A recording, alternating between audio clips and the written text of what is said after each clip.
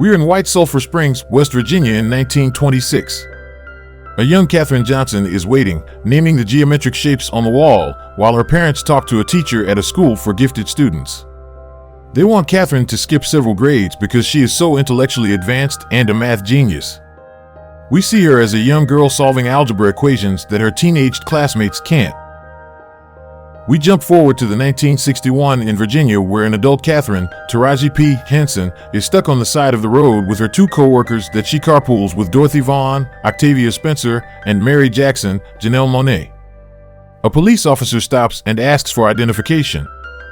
When they explain that they work at NASA, he changes his tune, vocalizing that he's surprised they hire black women. He seems very well versed in NASA and points out that the Americans have to beat the Russians in the space race. He asks if they are friends with the astronauts. Mary answers that they are, but it's clear from the others' expressions that they're kept separate from them. Dorothy manages to get the car up and running, and the police officer provides them an escort to the NASA Field Center, which they find ironic since it's not usually a group of black people speeding to follow a police car. The Space Task Group has a meeting about how they are going to beat Russia, which has just had success with Sputnik 1, the first artificial satellite. They're worried that the Soviets having access to space could allow them to spy on America. The man in charge demands that Al Harrison, Kevin Costner, get them up there because they can't justify the cost of a space program that doesn't put anyone in space. A man in the crowd, Paul Stafford, Jim Parsons, makes a snooty comment and is asked what his position is. He explains he is the head engineer. The three women work at the West Area Computers Division of the center, segregated from Langley Research Center, along with many other black women who work as computers, doing math by hand. Dorothy gives out new assignments to the group. Mary wants to work as an engineer, but now she is told she is just going to be assisting them. Vivian Jackson, Kirsten Dunst, comes in to talk to Dorothy. She tells her the Space Test Group needs a new computer. Dorothy suggests Katherine because she's the best at numbers. Vivian escorts Katherine to the Flight Research Division elsewhere on the campus, telling her that it's standard for women to wear skirts and no jewelry except maybe pearls. She tells Katherine they've never had a colored person in that department and not to embarrass her. Katherine enters the large area where white men are doing math equations. She is mistaken for a janitor and the men act rudely towards her. In the engineering department, Mary carries her papers through the closed-off area where a space shuttle is going to be tested. As it counts down, the heel of her shoe gets caught and she can't pry it loose.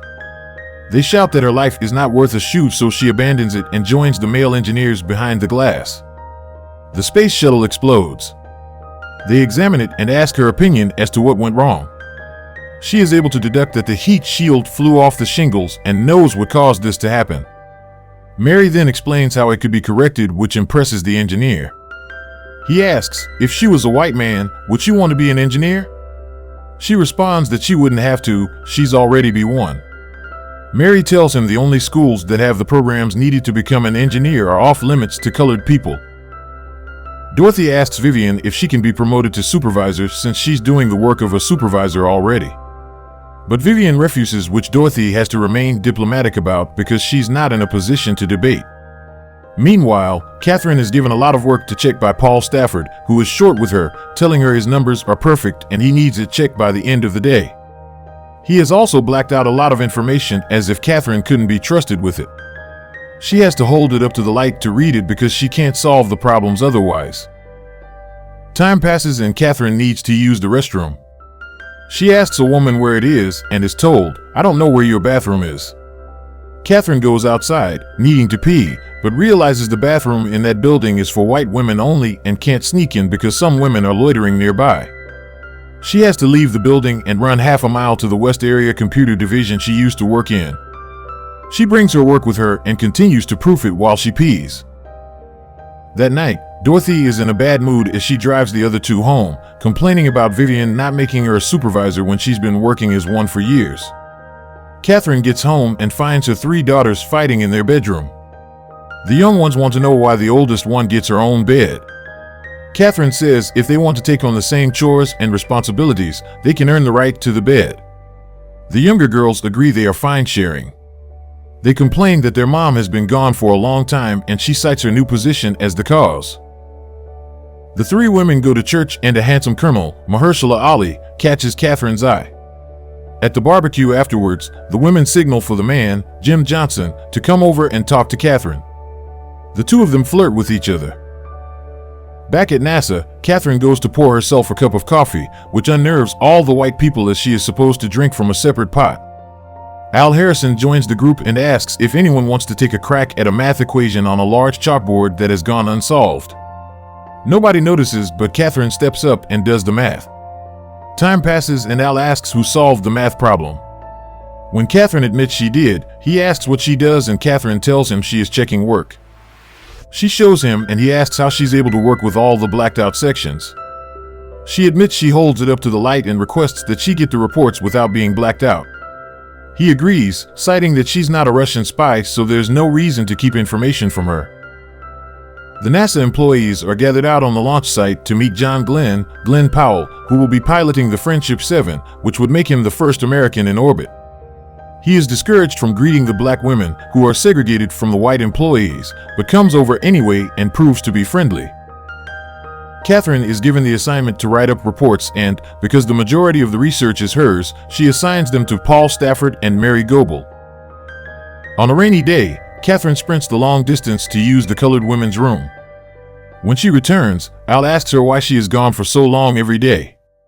Soaking wet, Katherine launches into a huge speech about how she has to use the colored women's room and how she's not allowed to drink coffee from the same pot and how she's been forbidden to wear pearls, but she's never owned any. Al sympathizes with her and goes to the West Area Computer Division and knocks down the colored women bathroom sign with a sledgehammer. He says, from now on, there will be no segregation of bathrooms. Dorothy sneaks into the data processing center and studies the IBM machine they've set up. Later, she takes her children to the library and finds a book on Fortran programming. A white woman spots her and complains she's in the wrong section. Dorothy tells her that they didn't have the book she wanted in hers. She is kicked out of the library but reveals that she has taken the book with her. When her son asks her about it, Dorothy claims she's a taxpayer and the library is government-owned, so she should be free to take the book. Katherine sees Jim again at a picnic and he asks what she does for a living. When she tells him she works as a computer at NASA, he voices that he's surprised that they let women handle that kind of math. Offended, Katherine tells him they don't judge her by her skirt, but by her glasses. Now Katherine is respected amongst her white male colleagues. They pour her coffee from the same pot. She writes a report and puts her name on top again. Paul tells her not to do this because computers don't get credited on reports. Katherine debates that it's her math. She also voices to Al Harrison that she wants to be included on meetings since she is in charge of analyzing the discussions. Al points out there's no protocol for women attending meetings, but she responds by saying there's no protocol for a man circling the earth either. He wonders who can change the rules, and Katherine points out that he's the boss if he just acts like one. Despite Paul's protestations, Al agrees to let her sit in, stating that they all work together or not at all. Katherine attends her first meeting with John Glenn and his crew. She hears of the latest problem, that they don't know the no-go of the space shuttle, and if they bring him in too soon, he will burn up on re-entry. They have to get the calculations perfect so they know exactly when he needs to return. The problem is the math they need doesn't exist yet. Katherine is asked to go to the board and work on the problem. She points out that the shuttle will be traveling both in an elliptical and parabolic direction. She comes up with an equation that works, which impresses everyone, including John Glenn. Mary goes to a judge and asks if she can attend a school that does not allow colored people, allowing her to get a degree in engineering. She is granted permission to exclusively night classes, making her the first colored woman to attend. She goes to class and the white students are taken aback, but it does not bother her. When Vivian notes that they are short on computer programmers, Dorothy reveals that she has become proficient in Fortran. She arranges for all 30 of the women she had been working with to come along and join the staff, citing that they are short on manpower. Dorothy then tells the women that they've all been reassigned and they walk collectively to their new department. Katherine continues writing reports with John Glenn's launch approaching, eliminating her own name despite reluctance to do so. They let her know that, now that Friendship 7 is about to be launched, the need for Katherine has ended. Everyone has come to love her and they give her a gift of pearls as a send-off gift. The day of John Glenn's launch, Vivian runs into Dorothy in the bathroom. She apologizes to Dorothy for never making her supervisor and that she never treated her differently because she's black. Before walking out, Dorothy studies her and pitifully says, "You really believe that?" The whole world tunes in to watch John Glenn's launch. Katherine is in the research department, alone, when a problem arises in the control center. The electronic computer's calculations for John's flight do not match a previous day's, so they don't know which coordinates to set for the launch and landing of the orbit. John requests that Katherine do the math by hand because she's smart. Al is able to locate her and she is escorted into her old computer's office. She works on the equation until finally verifying which one is right. She revels in the achievement and then realizes she has to convey that information to John Glenn so he can launch as scheduled. She is raced back to the control center and the notebook is handed to Al, who is inside. The door is shut on Katherine, who stands outside, dejected, despite saving the day. A moment passes and then Al returns, ushering her inside with him. 50 million people watch the liftoff on television while Mary and Al watch from the control center. We see the horizon from the space shuttle as John Glenn sends Friendship 7 into orbit. After successful orbits around Earth, Glenn notices a control problem. The heat shield is not locked in position and only held in place by the straps of the retro package. He also complains that the temperature is getting too hot. Mary is watching the TV. She rushes to a payphone and calls NASA, screaming to let the control center know that John should keep the retro pack in place during re-entry and retract the periscope manually. This information is relayed and proves correct. The world is nervous about John's re-entry. He loses altitude and uses the fly-by-wire mode, experiencing peak re-entry heating. But then he regains stability and re-enters.